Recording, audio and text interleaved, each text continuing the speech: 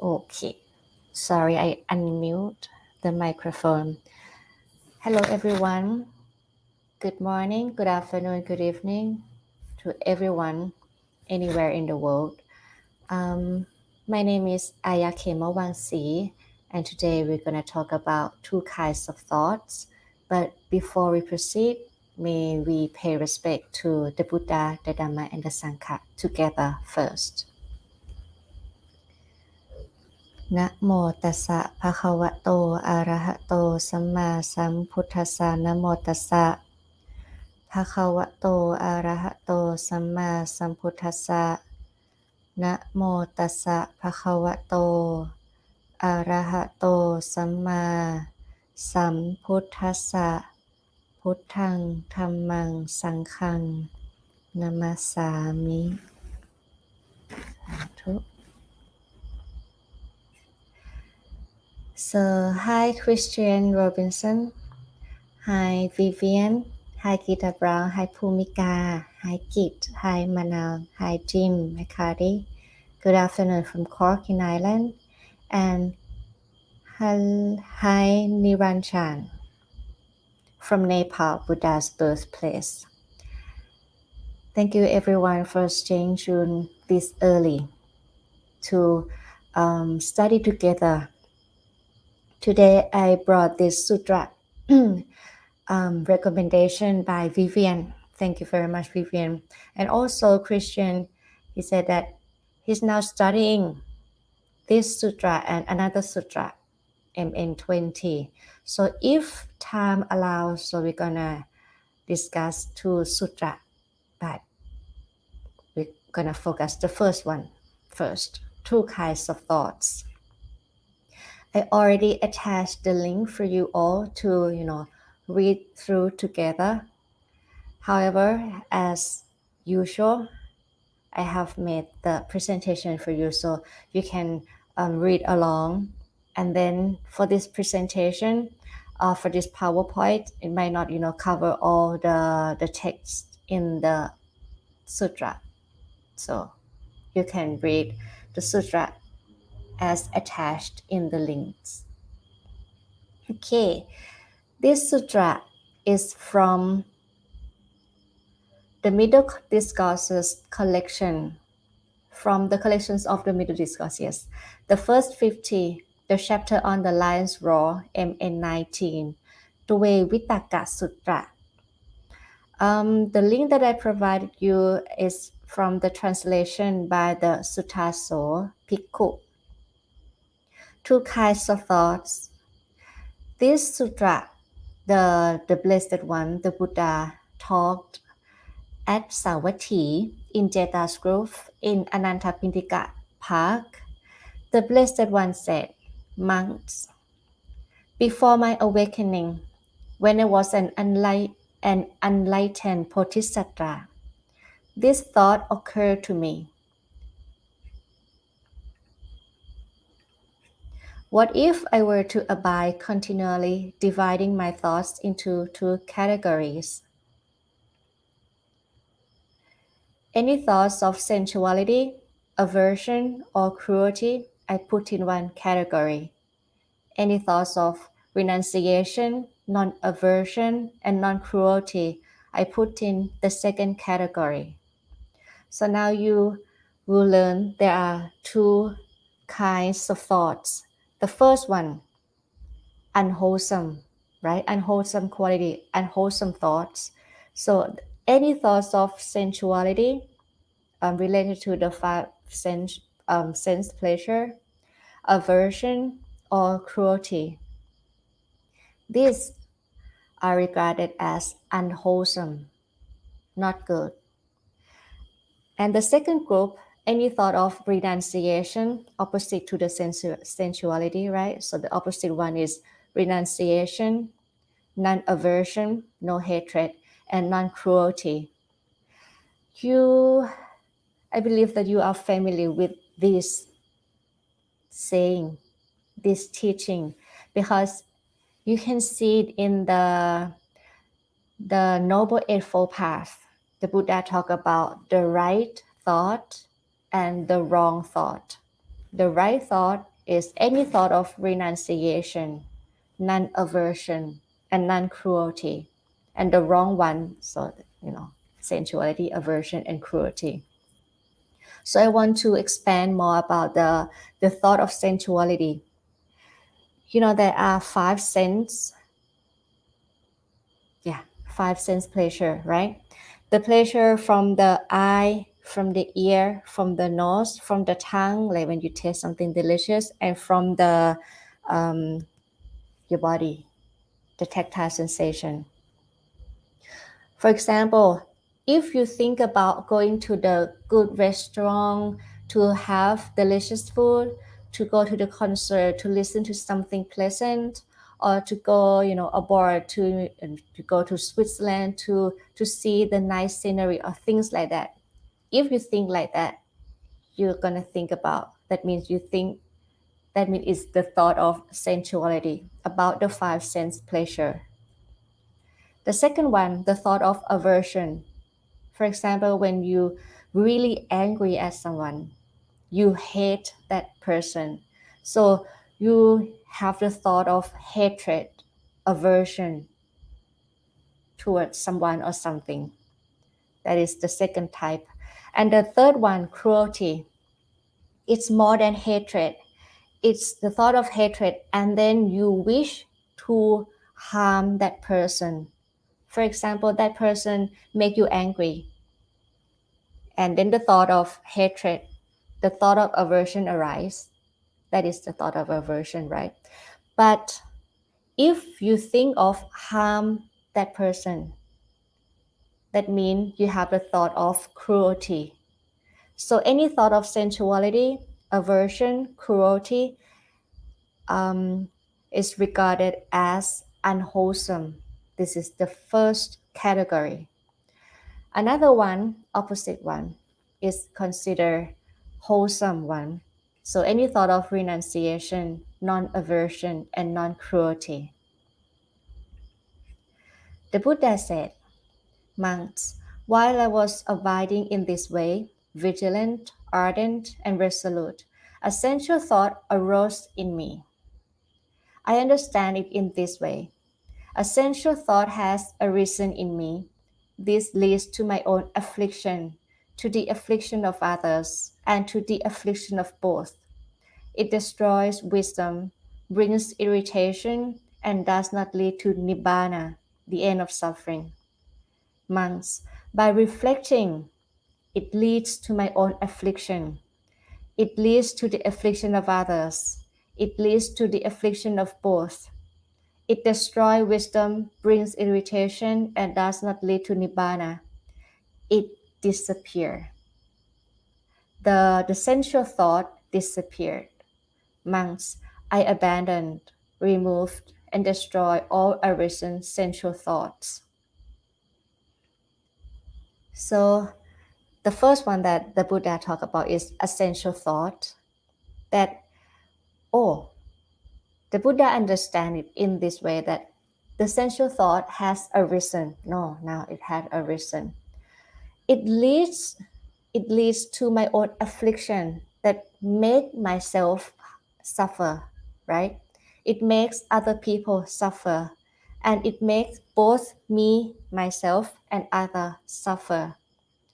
For example, if you think of, like going to the nice restaurant, like the newest one in town, like, very famous, very popular. I really need to go to that restaurant to eat or to have a fine dining food or something like that.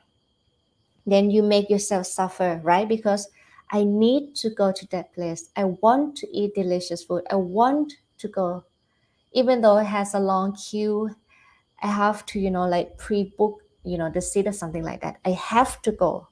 Make yourself suffer. Or sometimes you make other person suffer as well. You ask your partner, you ask your friend, like, please come with me. No, you're not free. Please, I really need. I just, wait for 2 hours to be able to book the table, but I have no one to go with me. So you have to come with me, something like that. So you make yourself suffer, and then you make other people suffer too. So This sensual thought that has arisen, it leads to my own affliction, the affliction of others, and to the affliction of both. It destroys wisdom. At that time, no wisdom. Brings irritation. You cannot stand, you cannot stay peacefully. You have to, I have to get it. I have like, how? Something like that. And definitely, it does not lead to nibbana. But by reflecting about, oh, this is the sensual thought, not good, it disappeared. Just like when the sensual thought arise, and then like, oh, sensual thought, and then it disappear. Next, the Buddha said, I understand it in this way. An aversive thought, a thought of cruelty, has arisen in me. This leads to my own affliction, to the affliction of others, and to the affliction of both. It destroys wisdom, brings irritation, and does not lead to nibbana. By reflecting, it disappeared. For example, if you think like you have the hatred, you have the anger in your heart, and then you say something like, oh, I want to harm that person, of course, it makes yourself suffer. And there's someone that, like listen to your talk about, hatred, about negative things, about, harming other. It makes someone else suffer too, and it destroys wisdom. However, this should be pointed out by reflecting about the disadvantage, it disappeared. And then the Buddha said, this is very important, whatever one frequently thinks about and considers becomes the inclination of his mind. Why? How? The Buddha said, monks, if a man, if one frequently thinks about and considers sensual thoughts, then thoughts of renunciation, the opposite, are abandoned. Sensual thoughts become frequent instead, and his mind inclines towards sensual thoughts. If one frequently thinks about and considers aversive thoughts and thoughts of cruelty, then thoughts of non-cruelty, the opposite one, are abandoned. Thoughts of cruelty become frequent, and his mind inclines toward thoughts of cruelty. This is very important that the Buddha mentioned that whatever one frequently thinks about and consider becomes the inclination of his mind. They have the tendency, they have the urge to do that. So this means that the thought is it's important, right? If you refer to the Noble Eightfold Path, the first one is the right view, right? You have the right view. The right view is the wisdom. This is the right way, this is the wrong way, right? After the right view, the wisdom, then the right thought. If you have the right view and then you have the right thought, like, oh, hatred is not good, oh, the sensuality or the cruelty is not good, so now you know what is good. After that, right speech, and then right action. So the wisdom, the view, the mindset, attitude, something like that, come first. Then right thought, and then speech, and then action come after. So whatever one frequently thinks about becomes the inclination of the mind, and then you're going to deliver through speech, and then through the actions, bodily actions. Like if you think a lot about, oh, where to go and where to eat and how to dress, something like that, and then you're going to talk about it a lot, and then you're going to go to, places that have that kind of thing that about the restaurant, about the shopping mall, something like that. Or if you maybe have heard about jealousy, about how to compare with each other in the society, oh, people around me always complain, always compare the life of each other. And then you think about it a lot, like, oh, maybe, oh, yeah, my life is not that good compared to that person, to that person. I wish I have this kind of thing, blah, blah, blah. Or I want that thing more than that person or something like that. And then the tendency, or you have the urge through the speech, you're gonna talk it a lot, and then you're gonna act, you're gonna do, you know you're gonna become that person. For example, if you always have the negative thinking, and then the speech, the action gonna portray what you're thinking, right? But if you think positive, maybe the face gonna be, like, gonna have the happy face or something like that. You can see in the face, in the speech, in the action. Yeah. So it comes from the thought. This is very interesting. It is like, the Buddha said after that, it is like the last month of the rainy season at the beginning of autumn, when fields are crowded with crops and a cow herder is herding cows. Using a stick, he fends off, forces back, obstruct, and keep those cows away from that field of crops. For what reason? Monks. It is because the cow herder sees that it would be a cause of execution, imprisonment, fining, or reprimand. In the same way, monks, I saw the drawbacks, degradation, and defilements of unwholesome mind states, and the blessing of renunciation, and the factor of purification of wholesome mind states. So it's just like, thinking of the rainy season, the last month of the rainy season. Actually, now in Thailand, this is the last month of the rainy season. It's about to, the end of the Wasa, and the fields are crowded with crops. So the cow herder should use a stick, or whatever they have, to keep the cows away from the field of crops. Why? Because they know, like, if the cows, step onto the crops, people gonna, talk, maybe have the fining, have the imprisonment, or, talk bad to the cow herder, gonna yell or something like that. There are many, many disadvantages. In the same way, the Buddha, the Blessed One, saw the drawback of the unwholesome mindset, the thought of sensuality, the thought of aversion, and the thought of cruelty.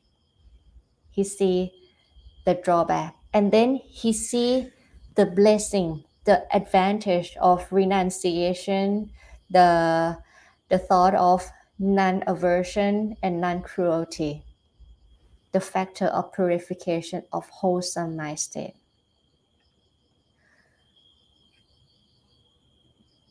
While I was abiding in this way, vigilant, ardent, and resolute, a thought of renunciation arose in me. So now this is the time, for the second category, the wholesome one. The thought of renunciation arose in me. I understand it in this way. A thought of renunciation has arisen in me. This does not lead to my own affliction, to the affliction of others, and to the affliction of both. It nurtures wisdom, eliminates irritation, and leads to nibbana. Monks, even if I thought about and consider that thought at night, during the day, and both night and day, I saw no danger with that as its cause. So the Buddha said, even though when the wholesome quality, the wholesome mind state arise, so he know that it has a reason. Oh, it all brings the advantages, and it leads to nibbana. Even though he thought about it, at night, during the day, both day and night, he saw no danger of the wholesome mindset. However, This is very important. However, when I thought about it and considered it for too long, my body became tired. See, if you think about it for too long, it has the drawback as well. So the body became tired. When the body is tired, the mind is disturbed. You're gonna have the monkey mind. Oh, because why? Because anicang, right? Gonna change and it cannot um, stay in that condition for too long. Otherwise, from the happiness, from delight, gonna change to unsatisfactory state of mind. A disturbed mind is far from concentration. Monks, I internally settled, relaxed, focused, and concentrated my mind. For what reason? May my mind not be disturbed. So from this sutra, you know that okay, there are two kinds of thoughts, right? If you just have to acknowledge, oh, this is the thought of sensuality. This is not good. When by reflecting it, it disappears. But when the wholesome mindset arose, then you know that, oh, it has a reason. But if you think about it for too long, the mind might be fresh, but the body become tired. And when the body become tired, then the mind gonna be disturbed. So this is very important for the one who practice. You have to know, like, you have to balance. It's okay for you to like practice a lot, but if when you practice for too long and then the body became tired, it's too much for the body to handle, and then the mind is disturbed. Why? Because maybe the body can affect the mind as well. For example, when you're sick, and maybe it can affect your practice, for example. And when the disturbed mind is far from concentration. So the Buddha now try to shift the focus. Okay, now I internally settle, relaxed, concentrate my mind that may my mind not be disturbed. If one frequently thinks about and consider thoughts of renunciation, then sensual thoughts are abandoned. Thought of renunciation become frequent, and his mind inclines toward thought of renunciation. So this is like the opposite one, right? If you think about the good thing, the or like wholesome thing, then for example, if you think about the thought of renunciation, then the sensual thought, the opposite one, are abandoned.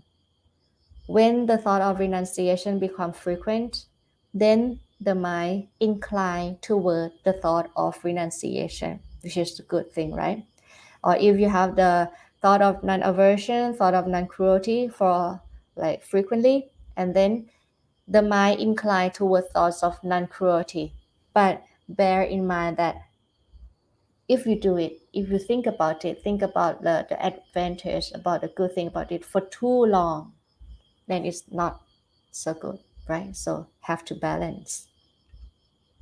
It is like the last month of the hot season, when all the crops have been brought into the villages and the cow herder is herding cows. All the crops have been brought into the villages, right, to the market, and the cow herder is herding cow. While sitting at the root of a tree or in the open air, he only needs to maintain mindfulness that the cows are there. In the same way, monks, they're only needed to be mindfulness that mind states are there. So, if the unwholesome mindset arises, then you know unwholesome. By reflecting it that it's not good, it's not beneficial, it's not useful, it doesn't lead to nibbana. By reflecting it, it disappears.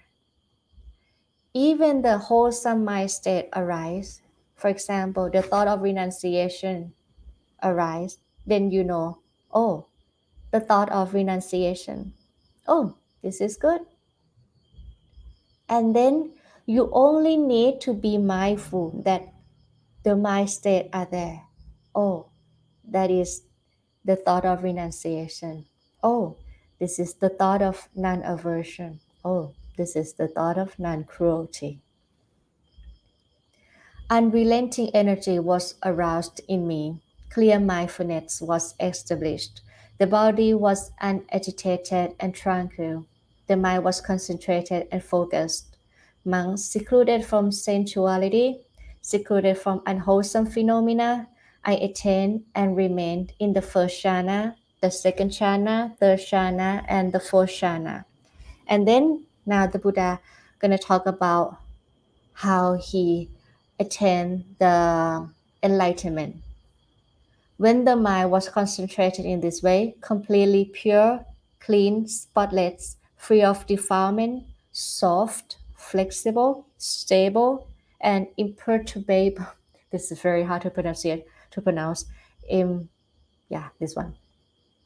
I directed the mind towards the recollection of past life. I recall many past life.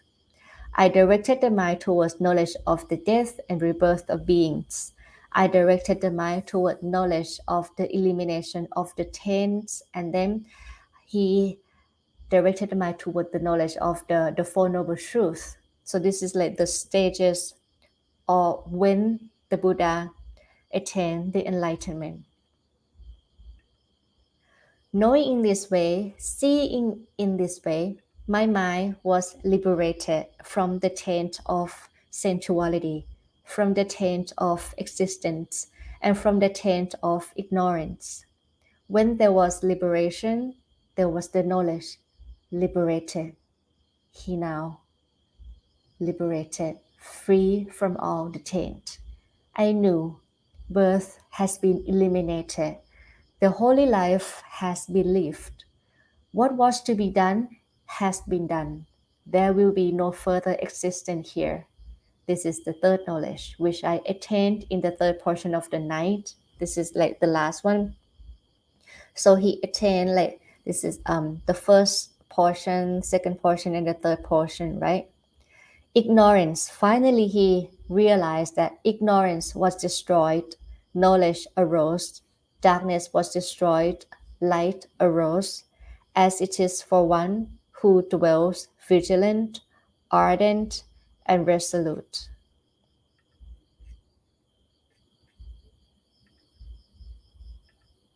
It is like a pond in the large valley in the forest, which a large community of deer live in dependence on. A man might arise who desires their detriment, harm, and entrapment. He might close the safe, secure path that leads to bliss, open a false path, put in a decoy, and set up a distraction. In this way, monks, on a later occasion, that large community of deer might attain misfortune and disaster. Monks, I have made this simile to demonstrate a meaning. What is the meaning? So the one in bold has the meaning that the Buddha wants to talk about next. However, another man might arise who desires their benefit, welfare, and security. He might open the safe, secure path that leads to bliss, close the false path, take away the decoy, and remove the distraction. In this way, monks, on a later occasion, that large community of deer might attain prosperity, growth, and abundance. So this is the true meaning. A pond in the large valley in the forest is a designation for sensuality. The Buddha said that it is like a pond in the forest, which a large community of deer live in dependence on. A large community of deer depends on. So the large community of deer refers to beings. All the beings depend on what? Depend on the sensuality. if we haven't heard about the teachings of the Blessed One, we all gonna, live in, and we have to depend on all the sensuality, like all sense, the five sense pleasure. A person who desires their detriment, harm, and entrapment is Mara, the evil one. Ah, this person, what did he do? He closed the safe, secure path that leads to bliss. He closed the safe path and opened a false path, put a decoy, and set up a distraction. So the false path is the eightfold wrong path: wrong view, wrong thought, wrong speech, wrong action, wrong livelihood, wrong effort, wrong mindfulness, and wrong concentration. The Mara, the evil one, put in a decoy. A decoy is delight and lust in what? In the pond, in the sense pleasure, in all the things that, oh, this is so good. This is, you still have delight and lust. You think of it as a decoy. And then have the distraction too. So the distraction is a designation for ignorance. The evil one, try to lure us to, trapped in the sensuality, trapped in the craving because of delight, because of lust, because of ignorance. So talk about it. It refers to the noble truth. This is from Dhammacakkappavattana Sutra. This one, I only refer to this one, the origin of suffering. The Buddha said, the noble truth of the origin of suffering is the craving, the desire that leads to renewed existence, accompanied by delight and lust. So it is the decoy here, delight and lust, seeking delight here and there. So this is the characteristic of the craving that is the origin of suffering. So sometimes when you desire, for example, when someone said like, I have a desire to reach the Nibbana. I have a desire to, come to the retreat. I have a desire to meditate, to find the right teacher, to be able to listen to the right Dhamma, the teachings of the Buddha. But if that desire does not lead to renewed existence, does not accompany by delight and lust, for example, oh, I want to go to the retreat. If I can go, I will go. But it's not like I have to go. Someone have to drop me there. It cannot be changed. It's gonna be, like 100%. I'm gonna go there, something like that. That might be the origin of suffering, because you might suffer if you are unable to attend, for example. So if the desire, that the first characteristic, leads to renewed existence, the second one accompanied by delight and lust, and then the third one seeking delight here and there, this is the characteristic of the origin of suffering. And then how there are three types of the origin of suffering: craving for sensual pleasures, craving for existence, want to become, want to be, and then craving to end existence, want to not become. So this is from the Dhammacakkappavattana Sutra. So I want to show you that, accompanied by delight and lust, this is the characteristic of the origin of suffering as well. And it portrays as the decoy here in this sutra. A person who desires that benefit, right? If you forgot about it, this one. The Buddha, on the contrary, he said, however, another man might arise who desire their benefit, welfare, and security. He might open the safe, secure path that leads to bliss, close the false path, take away decoy, and remove the distraction. For, if you, in this way, the large community of deer might attain prosperity, growth, and abundance. So the person who decides the benefit is the Tathagata, the blessed one, the Arahant, the perfected one, the fully enlightened one. Safe, secure path that leads to bliss is a noble eightfold path: right view, right thought, right speech, right action, right livelihood, right effort, right mindfulness, and right concentration. The Buddha concluded that before ending this sutra. I have opened the safe, secure path that leads to bliss, closed the false path, taken away the decoy, and removed the distraction. He is now showing us the way that lead to end of suffering, leads to bliss. Taking away the delight, the origin of suffering, the craving that accompany by delight and lust. Remove the distraction, remove the ignorance by telling you the wisdom, all the wisdom. The Buddha said, what is to be done out of compassion by the teacher who seeks the welfare of his disciple has been done by me for you. What is to be done out of compassion by a teacher? I have done that for you already. There are these 3 rods. You can see the 3 roots. You can see the empty buildings. Meditate, monks. Practice, monks. Do not be negligent. Do not be one who later falls into regret. This is my instruction for you. And then that's it. For the middle course, the MN19, about the 2 kinds of thoughts.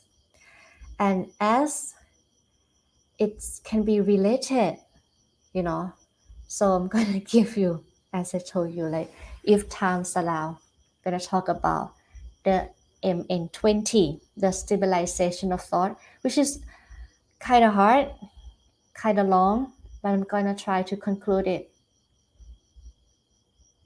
in 30 minutes. 30 minutes, okay. I'm gonna give you the links, and so you all can read through with me, and then I'm gonna give like maybe 5 minutes in the end to have the Q&A.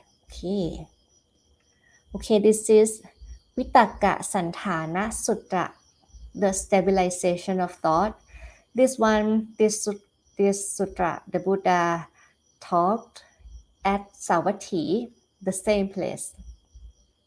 Here in this sutra, the Buddha talked about the 5 objects of awareness to be given attention from time to time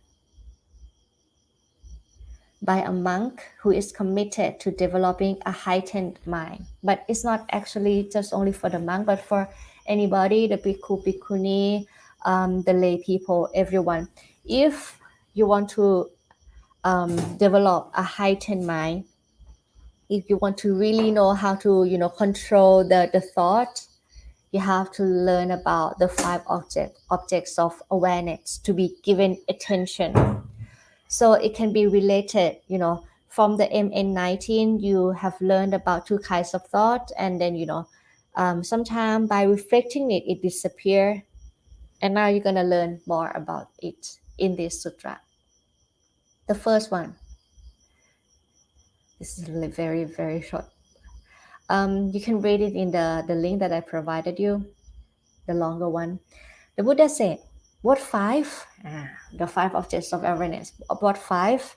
Here, monks, when harmful, unwholesome thoughts connected with desire, sensuality, aversion, and delusion, this one used delusion, arise in a monk due to a particular object of awareness. From paying attention to a particular object of awareness, then that monk is, what you need to do is to shift his attention from that object of awareness to another object of awareness that is connected with something wholesome. So listen carefully. When harmful, when unwholesome thought that connected with sensuality, that connected with aversion, cruelty, or that connected with delusion, ignorance. If that unwholesome thought arise because you think of something, if you think of this thing and then unwholesome mind state arise, then what you should do is to shift attention from that object of awareness. If you think about this one, object A, and then unwholesome mind state arise, then you have to shift attention to another thing that is connected with something wholesome. For example, if you think like, oh, that person, behave badly to me, he shouldn't have done that. I don't like him. This is the thought of aversion, thought of hatred, right? Oh, now you have to, oh, when you think of this person, the thought of aversion arise. So what should you do? What you should do is to shift attention from that person, from A to another person or another thing that is connected with something wholesome. Just like a skilled carpenter or carpenter's apprentice strike away, knocks away, and does away with a coarse peg using a refined peg. Or in Pali or in Thai translation, we use using a big a big a big peg. I don't know, using the small one, the refined one, and then get rid of it, strikes away, knocks away. So when you think of something and then unwholesome mindset arise, then you, oh, this is not good, shift the attention to something else, to another thing. If the thought of aversion arise, then you might think, oh, I remember one sutra. I remember the Buddha talk about the advantage of loving kindness, and about people suffer a lot. I suffer something, and then that person suffer too. Oh, okay. This subject, this object of awareness is connected to something wholesome, right? Something good. I should shift the attention. This is the first one. And then, if when the monk shifts his attention from that object of awareness to another object of awareness that is connected with something wholesome, if still harmful, unwholesome thought arise, then what you should do is the second one. Consider the disadvantages of those thoughts, thinking, these thoughts are unwholesome, these thoughts are blameworthy, these thoughts are result in dissatisfaction. Just like a young woman or young man who is naturally fond of adornments would be upset, humiliated, and disgusted if a snake corpse, dog corpse, or human corpse was tied to their neck. So when you think about something and then unwholesome mindset arise, the first one, shift attention to something else that is wholesome. However, if you already shift attention but still harmful or unwholesome mind state still arise, then the second solution is to consider the disadvantages of those thoughts, that this is unwholesome, this is not good. Just like when young woman or young man want to be beautiful, and like all adornment, like the flower adornment, something like that, nice necklace or something like that, would be upset, humiliated, and disgusted if the corpse of snake, dog, or human was tied to their neck. Oh, disgusting. Get rid of it. So the second solution is to consider the disadvantages. Next, monks, when that monk is considering the disadvantages of those thoughts, still, if harmful, unwholesome thoughts connected to desire, aversion, and delusion still arise, then that monk is to ignore those thoughts and pay no attention to them. Ignore them. The third one is to ignore the thought, pay no attention to them. Just like a person with eyes who want to stop seeing objects that have come into his field of view might close his eye or look away. Oh, this is not good. Oh, this is like unwholesome mindset. But if it still alright, maybe you should try to ignore the thought. Just a thought. Pay no attention. No, just a thought. Pay no attention. However, if you try to ignore those thoughts, pay no attention to them, still the unwholesome thought arise, then the fourth one, you should pay attention to the stabilization of thought producer. This is the name of the sutra. Vitakka Santana. Vitakka Santana, Santana in Pali means the base, the basement, the base, the cause, the origin, the producer, maybe. Yeah. Pay attention to the producer, the base, the cause of those thoughts. Like, why? Why you think about it? Maybe because of, try to pay attention to the stabilizing of the thought producer. Just like a person who is walking quickly might think, why do I walk quickly? Perhaps I should walk slowly. So he walks slowly. And then he might think, why do I walk slowly? Perhaps I should stand still. So he stands still. He might think, why am I standing? Perhaps I should sit down. So he sits down. He might think, why am I sitting? Perhaps I should lay down. So he lays down. So here the Buddha said, it's in this way, monks, a person replaces coarse posture with refined posture.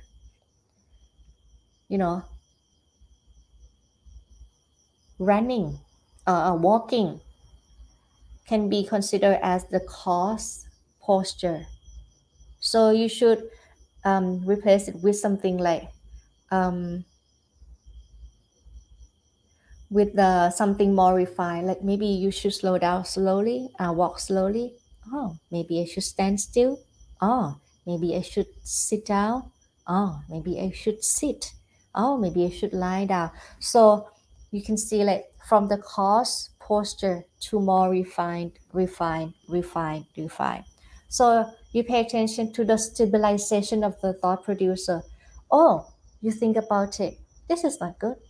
Maybe you should try to stabilize with something more refined. And like when the thought comes because of maybe you see, maybe you think about it a lot, so try to stabilize. Why you have to know like how the thought arise. Oh, maybe you think about it a lot previously, or maybe you see someone, oh, I don't like that person, and there's still the memory of seeing that person, something like that. Then you have to pay attention to stabilization, the thought. Replace cause with the refined one. Okay. And then the last one, monks, when the monk is paying attention to the stabilizing of the thought producer of the thought, if unwholesome thought still arise, then that monk is to clench his teeth, press his tongue against the roof of his mouth, and mentally restrain, subdue, and overpower the mind. When he clenches his teeth, presses his tongue against the roof of his mouth, and mentally restrains, subdues, and overpowers the mind, those harmful and unharmful thoughts connected with desire, aversion, and delusion are abandoned, and they disappear. From their abandoning, the mind becomes internally stable, settled, unified, and concentrated. Just like a strong man might grab a weaker man's head, neck, and or shoulder, and restrain, subdue, and overpower him. In the same way, if you cannot, from the first one, second one, third one, fourth one, you still cannot, control the mind, then clench the teeth, press the tongue against the roof of the mouth. This is quite controversial even in Thailand. Like, oh, why do you have to do that? Why do you have to clench? Why do I have to, clench the teeth, press the tongue against the roof? It's just like not a good thing to do. This is like not the middle way, the middle path that the Buddha talk about. But what is more important? Not about to clench the teeth or press the tongue, but this sentence: mentally restrain, subdue, and overpower the mind. How to overpower the mind? You have something that is stronger than the thought. The thought is just something here, right? But if you do something like painful, something like physically, then the nature of the mind, this is from the Abhidhamma, the mind has its own nature as well. The nature of the mind is to know, to experience. And even though how hard you try to subdue the mind always go to know in this, sense base, know in the ear, know in the, sound, something like that. Whatever that is stronger, the mind gonna go to that. For example, now you listen to me, you might say like, oh, I have the, full concentration. But if someone yell or knock at your door, and then the mind go to the ear, right? And then someone knock, right?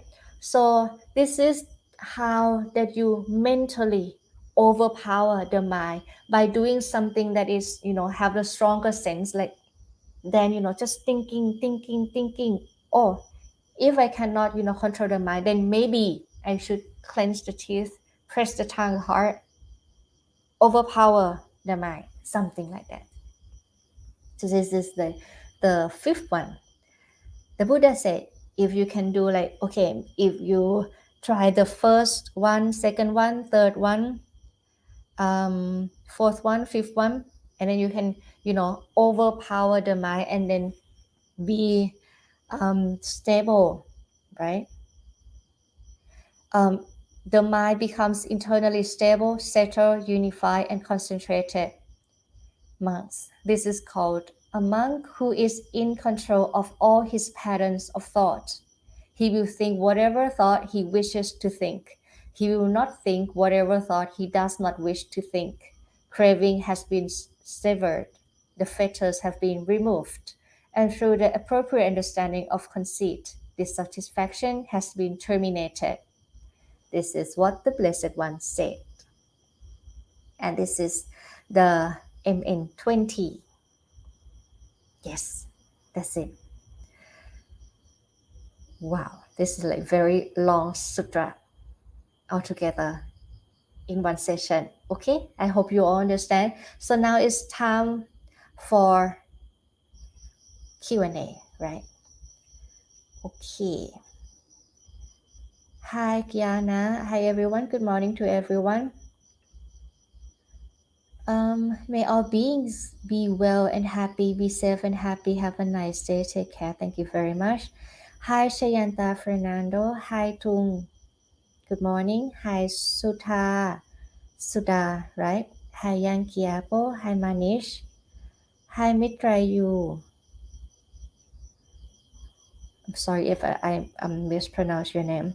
Hi, Maria Techada, right? Good morning, friends. Hi, Sud. Hi, Anatoly. Hi, Tinuri Fernando. Um, Dinesh, right? He said, educating Buddhism and Eastern philosophy in 2023, climate change, that's the message of true nature. Because I have no PhD in brown too, I'm not in practical communist too. Okay. Um, yeah,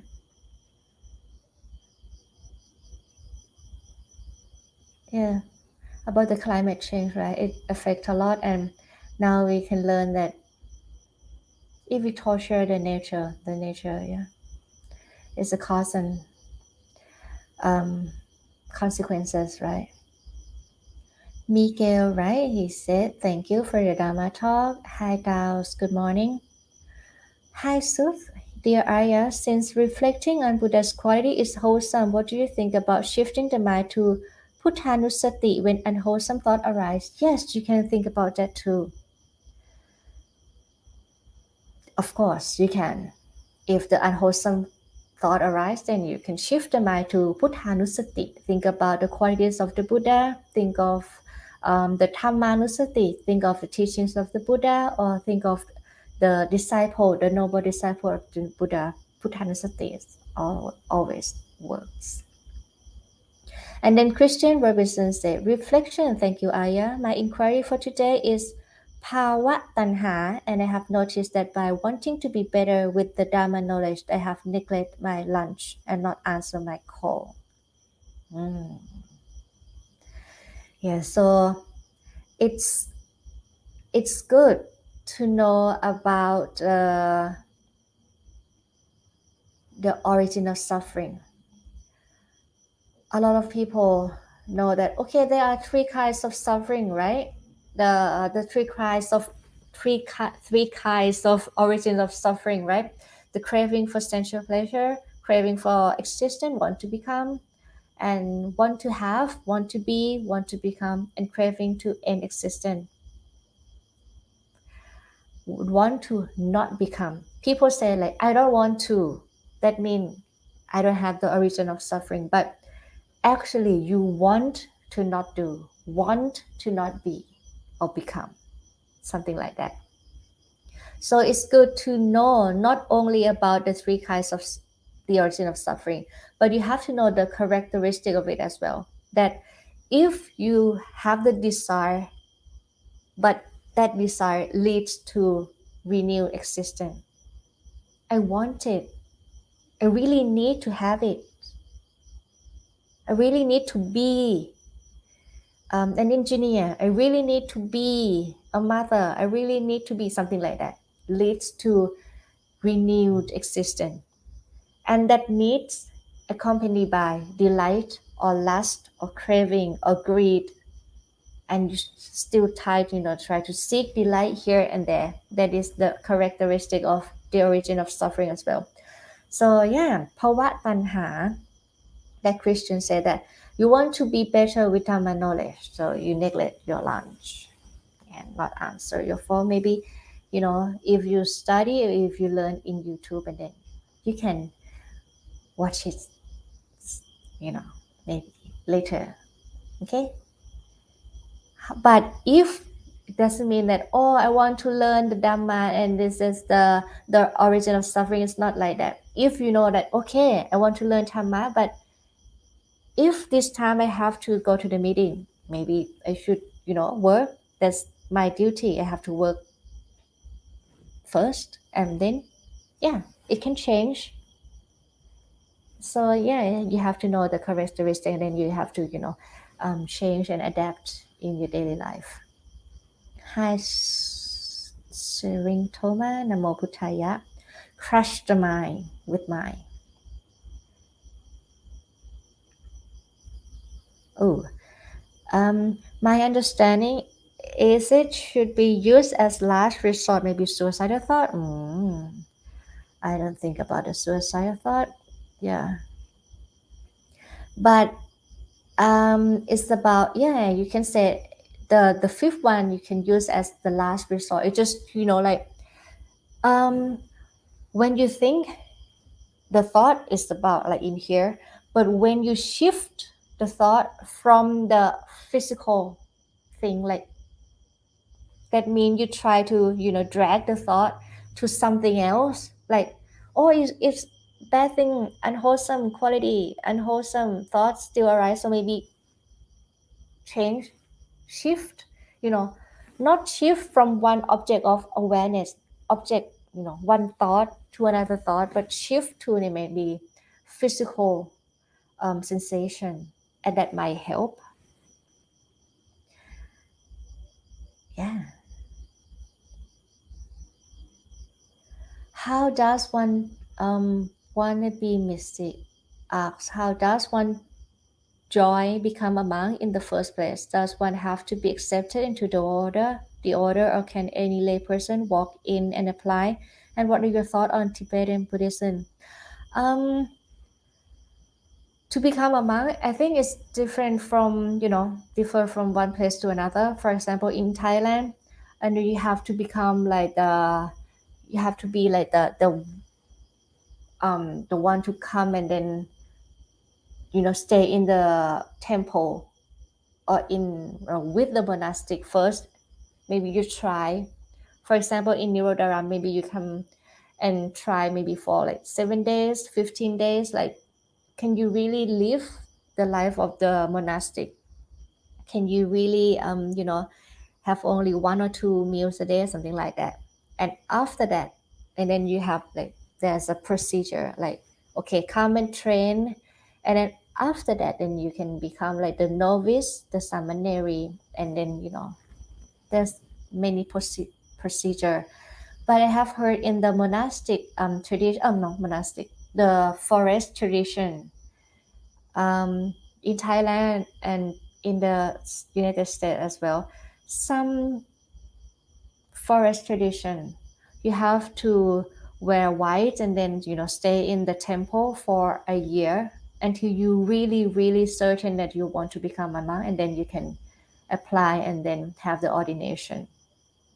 What are my thoughts of Tibetan Buddhism? To tell you the truth, I haven't really expand my scope. I have a very limited. I wish I have the chance to learn more of many kinds of Buddhism. I'm now very curious about the Mahayana. I just want to know like what they practice, something like that. Because I have born in the Theravada Buddhism, and so kind of limited.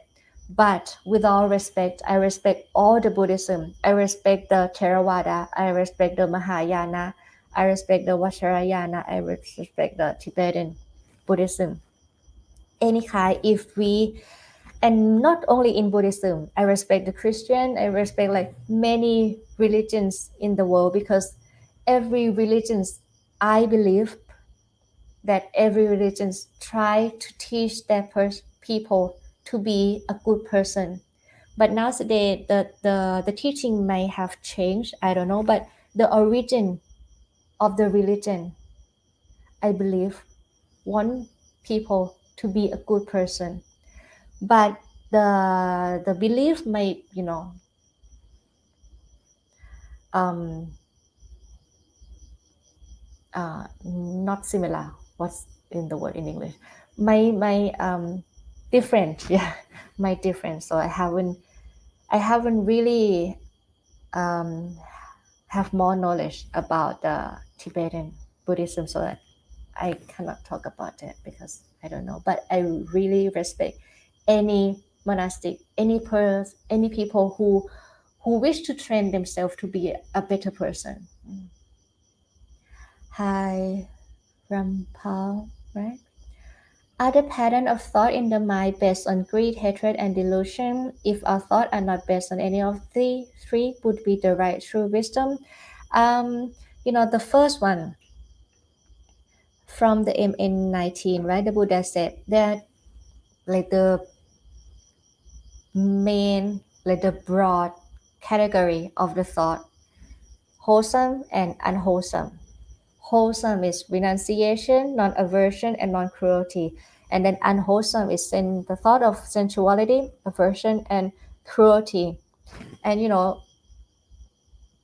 about the delusion can be regarded as the unwholesome as well. So the Buddha, have the broad groups, the broad category. So yeah, if any thought are not based on the delusion, greed, or hatred, then you have to check with this one. Is it the right thought or not? Is it a thought of renunciation? Oh, I don't want, with the sensuality. No hatred, no cruelty, then the right thought. Sud asks, Dear Ayya, is this teaching about dealing with unwholesome thought relevant only in meditation, or is this something one should do while out of meditation? I guess it's tough to do when in activity. In activity, I think you can do it. I'm sure you can do it as well, but like you need to train the mind in meditation is when you train the mind. But in real life, when you talk about have the real conversation in daily life, and then I really don't like you, maybe I need to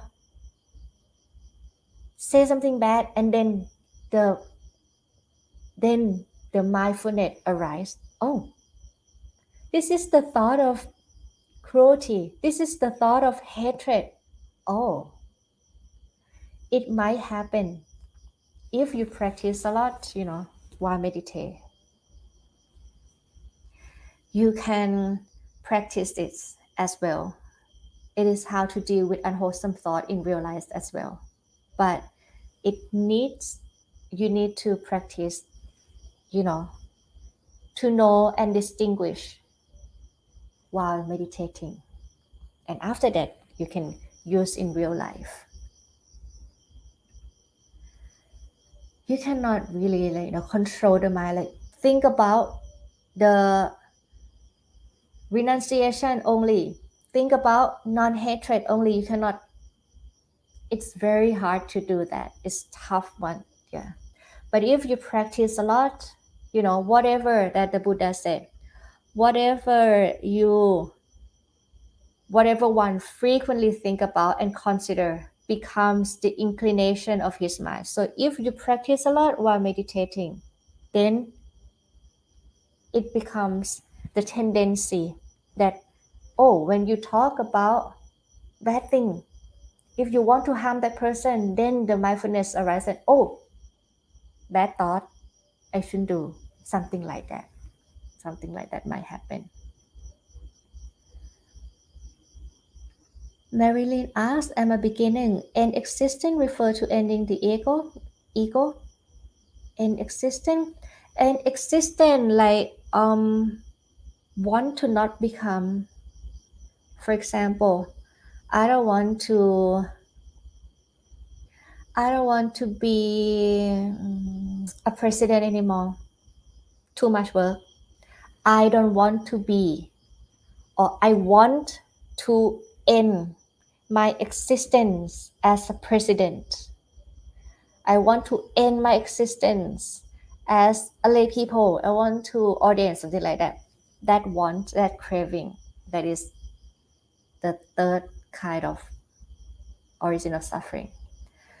So, want to end the ego. Yeah. If you want to end so bad that I have to do, maybe it's the origin of suffering as well. But if you have the right wisdom, if you really know that ego comes, arise, and then disappear. Arise because it has the factor. Maybe you think about it a lot. Maybe you still, have the wrong view, something like that. If you know that the ego has the cause, it arise and cease, it disappear. It can disappear. It cannot, stuck with you forever. Then just cut the cause, cut the factor. And if you know about it, you don't really need to end the ego. It disappear anyway. It cease anyway. Something like that. Wow, today I have a lot of questions. Its relevance, especially outside of meditation, is to prevent unwholesome state of arising and It's excellent for well-being. For example, preventing thought of anger from arising so that no anger arises. If one can do that outside of meditation, is excellent. Yes. We meditate. Meditate is like to practice. We meditate so we can make use of that wholesome quality outside the meditation. So think of meditation as time to practice. And then you cannot, meditate for like 24 hours. You use like 1 or 2 hours, or maybe 15 or maybe 5 minutes or whatever, 30 minutes to practice, to make use of it in real life. And that is how excellent the meditation can be.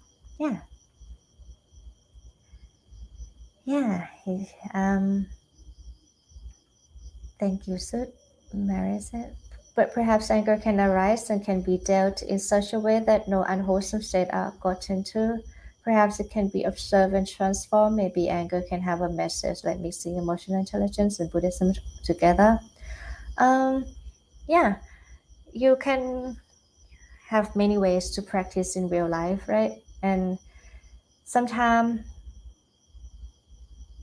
anger arises and then you acknowledge, oh, anger arises. Be mindful about it. Observed. And maybe transform, observe, and then acknowledge. Just like this that the Buddha said, if like, oh, this is the anger that arises, right? And then you just be mindful about that. Just be mindful about that. This one. There only needed to be mindfulness that mind states are there. So acknowledge and then be mindful.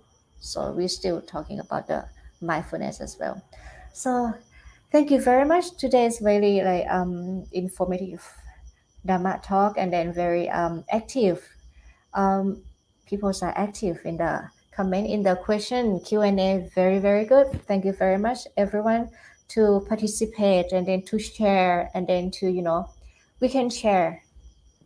I've learned a lot from you all as well, and I hope that you all can learn something from the two discourses, two sutra that I have brought for you today. Thank you, Vivian, for this recommendation. Very, very good. Thank you, everyone, very, very much. Yes, and thank you, Empty Cloud, as well, for giving me the space for learn and then to exchange the Buddha teaching with you all. So that's it for today. Before we end this session, may we say Sadhu together 3 times. Sadhu, Sadhu, Sadhu, Anumodhami. May you all live with peacefulness. May you all live with loving kindness and compassion. With everything happening around the world, loving kindness, compassion is very important. So I hope peace, loving kindness, compassion, and the wisdom can enrich you all. May the power of the Triple Gem protect you all, everyone, every being in the world. Thank you very much, and then see you again next Thursday. Goodbye.